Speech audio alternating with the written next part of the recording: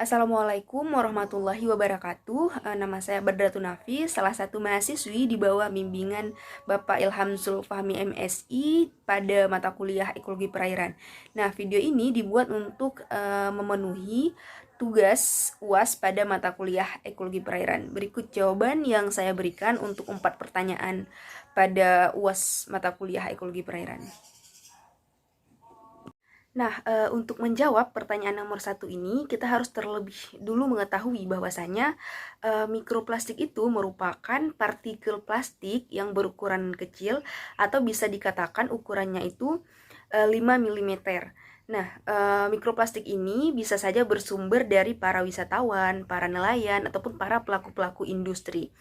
Nah, kita tahu bahwasanya mikroplastik itu berukuran kecil, maka pastinya mudah sekali termakan oleh biota-biota laut seperti ya contohnya udang, oleh ikan, kerang, dan biota-biota laut lainnya.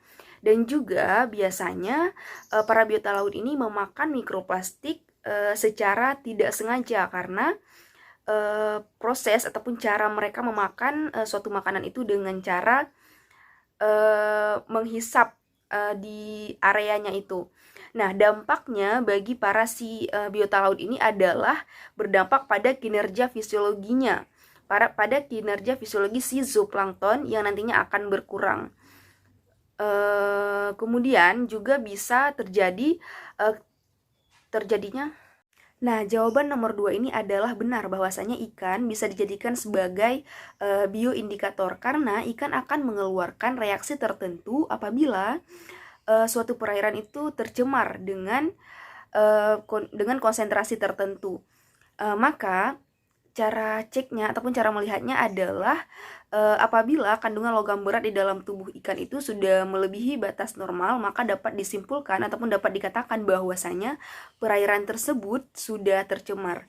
Sedangkan apabila tidak melebihi batas normal ataupun masih dalam batas wajar, maka bisa dikatakan bahwasanya perairan tersebut masih aman ataupun belum tercemar. Menurut saya, logam berat yang paling berbahaya itu adalah kadmium karena kadmium itu sangat berbahaya, beracun, dan bisa menyebabkan kematian pada rentang konsentrasi tertentu. Misalnya pada udang itu hanya bertahan pada konsentrasi kadmium dengan konsentrasi 0,005 sampai 0,15 ppm. Atau contoh lain seperti biota perairan dari keluarga Oligochaeta. Nah, keluarga Oligochaeta ini hanya bertahan pada kadmium dengan konsentrasi 0,0028 sampai 4,6 ppm. Sedangkan di atas itu, keluarga dari Oligochaeta bisa saja mati dalam hitungan 24 jam. Maka dapat disimpulkan bahwasanya kadmium merupakan logam berat yang paling berbahaya di antara logam berat yang lain. Untuk mengukur kualitas air dari suatu perairan itu ada beberapa parameter yang penting untuk diuji. Yang pertama itu ada parameter fisik atau parameter fisika, kimia, dan juga parameter biologi. Parameter fisika itu seperti suhu, kekeruhan, dan kecepatan arus. Sedangkan parameter kimia itu seperti COD, BOD, DO, dan pH. Sedangkan parameter biologi itu biasanya berkaitan dengan mikroorganisme. Nah, untuk caranya adalah dengan cara misalnya pada faktor ataupun pada parameter fisik itu dengan cara diukur dengan alat-alat tertentu, misalnya dengan termometer, turbidimeter, anemometer, dan alat-alat lainnya untuk mengukur faktor fisik. Sedangkan untuk kimia itu biasanya menggunakan pH meter, DO meter, dan alat-alat lain. Kemudian untuk untuk parameter biologi itu biasanya dengan cara pengambilan sampel di tempat yang akan kita uji. Pengambilan sampel bisa dilakukan 2 kali, misalnya pada pagi dan sore hari, dan juga di tempat yang berbeda pada titik sebelah kanan ataupun dan juga titik sebelah kiri nantinya.